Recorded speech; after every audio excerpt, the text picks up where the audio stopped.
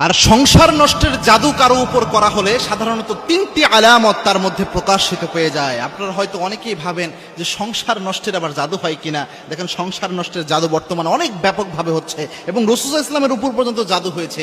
জাদু অনেক সত্য একটা বিষয়। লাবিদ বিন আসাম আল্লাহর হাবিব সাল্লাল্লাহু আলাইহি ওয়াসাল্লামের উপর জাদু করেছিলেন এবং কি আল্লাহর হাবিব সাল্লাল্লাহু আলাইহি ওয়াসাল্লাম জাদুর প্রভাবে এতটা রোগাক্রান্ত হয়ে থাকতেন, প্রায় সময় আল্লাহর হাবিব সাল্লাল্লাহু আলাইহি ওয়াসাল্লাম বিছানায় পড়ে থাকতেন অসুখ হয়ে। আবার আল্লাহর হাবিব সাল্লাল্লাহু আলাইহি ওয়াসাল্লাম নামাজের যখন সূরা পড়তে দাঁড়াতেন অনেক সময় সূরা ভুলে যেতেন, প্রায় সময় একটা জিনিস আল্লাহর হাবিব সাল্লাল্লাহু আলাইহি ওয়াসাল্লাম ভুলে যেতেন। অবশেষে জিবরাইল আমিন এসে জানালেন, ইয়া রাসূলুল্লাহ, আপনার উপর জাদু করা হয়েছে। লাবিদ বিন আসাম তার উপর জাদু করেছিলেন। সুতরাং জাদু একটা সত্য বিষয়, আমাদের উপরে যে কেউ করে ফেলতে পারে।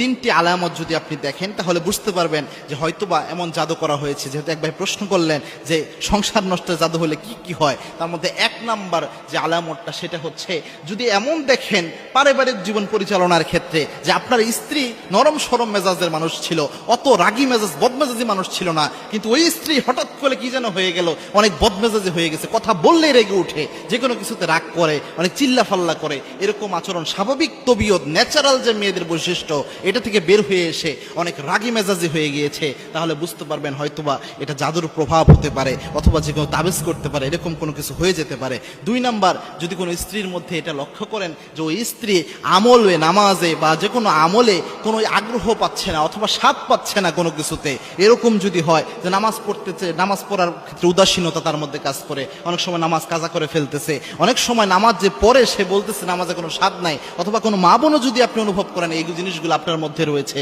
তাহলে বুঝতে পারবেন যে হতে পারে এটা একটা জাদুর প্রভাব। কারণ আলেমরা প্রেসক্রাইব করেন এটা জাদু হলে এই আলামতগুলো প্রকাশ পায়। তিন নাম্বার হচ্ছে যে যদি শরীরের মধ্যে অযথা কোনো ব্যথা দেখা দেয়, অর্থাৎ কোনো রোগ ব্যাধি নেয়, আপনি চিকিৎসা করাচ্ছেন কোনো রোগ ব্যাধি বের হয় না, কিন্তু মাথা ব্যথা শরীর ব্যথা প্রায় সময় এটা দেখা দিচ্ছে, কিন্তু আপনি খুঁজে পাচ্ছেন না যে এরকম কোনো কিছু দেখা দিচ্ছে, তাহলে বুঝতে পারবেন যে আপনার উপরে জাদু হতে পারে। এবং জাদু হলে অনেক মেয়েরা এমন হয় যে স্বামীকে সহ্যই করতে পারে না, স্বামীকে দেখলে মনে হয় যে জম দেখতেছে, এরকম ভাবে ট্রিট করে।